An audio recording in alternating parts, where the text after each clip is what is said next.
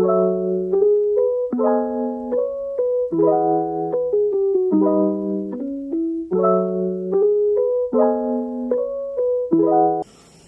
everyone! Welcome again to my vlog. I am Jillian J. Tiburana Villaflor from Central Philippine State University, taking Bachelor of Physical Education, BPEd 1A.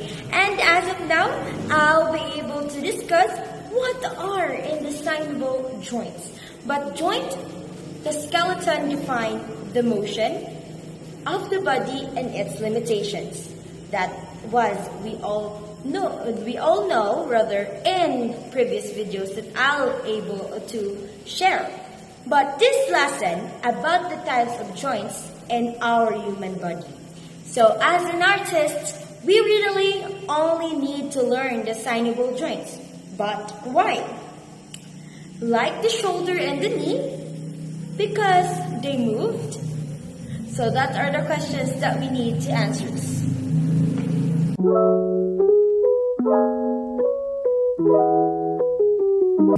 Synovial joints are often further classified by the type of movements they permit. There are 6 classifications. The hinge, here in the elbow, example of this is the elbow. Saddle joints or carpometacarpal joint is an example here.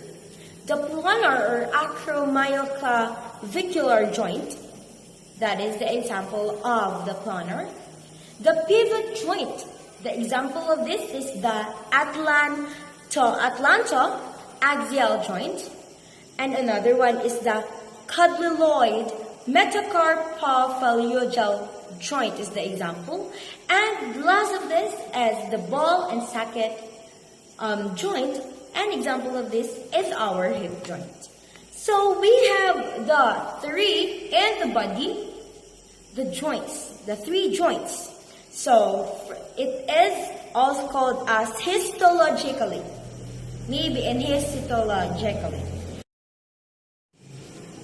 So as of now, we have the 3 joints in the body, histologically, and are the fibrous, cartilaginous, and the synovial. So our topic for today is synovial joints are the most common type of joint in the body. So these joints are termed the arthros, meaning they are freely mobile. Okay? So first, we have here the plane joints. So the plane joints is example of this. My material is this one. This too flat. So as I tackle the plane joints, it is a multi-axial joint that articular surfaces are essentially flat. And they allow only short non-axial gliding movements like this. As you can see, this one. Okay, so that is the non-axial gliding movement. So for example, are the gliding joints introduced earlier, as in my introduction and other previous video I have, the intercarpal and the intertarsal joints and the joints between vertebral and articular processes, gliding does not involve rotation, okay? Rotation or other circular movements around any axis. And gliding joints are the only example of non-axial plane joints, okay? Alright, so second one here is the hinge joints. So the hinge joints here is the uniaxial joint. The cylindrical end of one bone conforms through shaped surface on another. So motion is along a single plane and resembles that of a chemical hinge, which is, we can only do this one. Okay, so that of a mechanical hinge. So we can just move like this. Like example of this is this one. As you can see, this is a scissors, and I can only move this one up and down. Or the best example also of this is the door. You can just open and close. So uniaxial hinge joints permit flexion and extension only. Okay, as I said, like this. So typified by bending and straightening the elbow and the interphalangeal joints. So that's it. So let's go on to the third. It is the pivot joints. So the pivot joints is the uniaxial joints, the rounded end, like this, rounded end of bone conforms to a sleeve here in our arm, or ring composed of bone and possibly ligaments of another. So the only movement allowed is uniaxial rotation of one bone around its own long axis. So you can have this one, or you can have, or the example of this is this one. Example, this is the bone. You can have rotation. Okay, so if this is, you can twist. So an example is the joint between at the atlas and the dens of axis, which allows you to move your head from side to side to indicate no. So another is the proximal radioulnar joint, where the head of the radius rotates within a ring-like ligament secured to the ulna.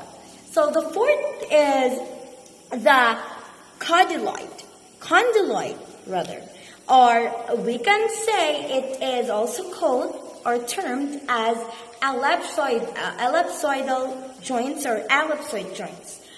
So this is the material that I have. So it is a biaxial joints. So that is another term of biaxial joints. Sorry. So the oval articular surface of one bone fits into complementary depression in another. So the important characteristic is that both articulating surfaces are oval.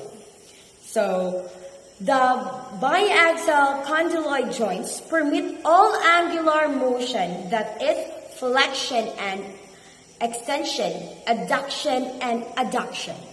So, and circumduction. The radiocarpal or the wrist here, yes, as we can see, I can do flexion, extension, abduction and adduction, and also circumduction. So this is my example. So we can use this one as it can rotate, and as you can see, we can use, yes, that one. So enter the radiocarpal wrist joints and the metacarpophalangeal. My apology, it's metacarpophalangeal, or the knuckle joints, are typical condyloid joints. So that are the example. So this is the example of this. Alright, so we have the subtle joints, or we can call biaxial joints. They resemble of condyloid joints, but they allow greater freedom of movements. So each articular surface has both concave and convex areas. So that is, it is shaped like a saddle. So this one, as you can see, I have here the material. Alright, this. So the articular surfaces then fit together. Okay? Alright. So, concave to convex surfaces. The most clear-cut examples of subtle joints in the body are the carpal-metacarpal joints of the thumb. Okay? The carpal of the thumb here. Alright. So, and the movements allowed by these joints are clearly demonstrated by twiddling your thumb. Twiddling your thumb. Okay? So, as you can see, we can have this. Okay? And this one. Okay. So, we have also to proceed the sixth type of this is the ball and socket joints. So, the ball and socket joints is multi-axial joint in the ball and socket. So, as example of this is the ball that I'll be able to discuss the ball, and this is the socket. So, in the ball and socket joints, the spherical or the hemispherical head of one bone articulates with the cup-like socket of another.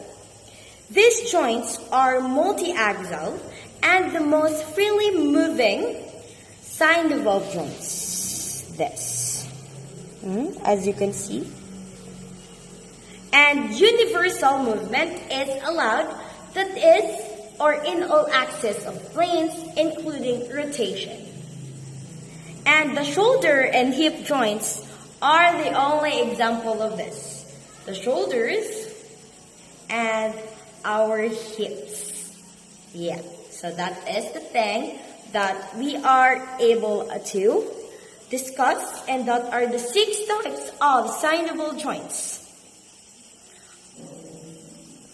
Okay, so the synovial joints is very important. It is because it is the joint that we are able to freely move. It is freely movable joints. So it allows us the free movement to perform skills and techniques during physical activity. So synovial joints have synovial fluid in the joint cavity that lubricants or the oil the joints so it moves smoothly. And also the synovial fluid is made by synovial membrane. That is the importance of synovial joints. So as of now, I have here the skeletal system, and this is the use of the synovial joints. So first, the example of the ball and socket joint is the hip. So it can rotate. The metacarpals, and also the elbow that looks like a door that is just open and close.